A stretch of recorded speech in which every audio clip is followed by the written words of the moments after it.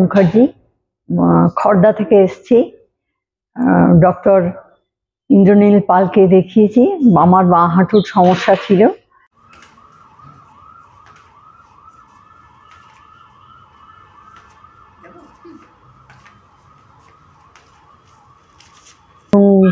প্রায় 7 মাস হলো। আমি ফেব্রুয়ারির 19 তারিখে অপারেশন হয়েছে।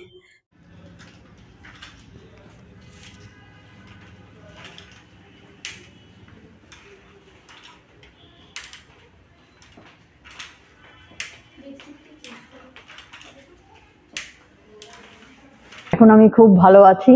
আমি সিঁড়ি ভাঙতে পারছি আর হাঁটতে পারছি, কোনো অসুবিধা হচ্ছে না।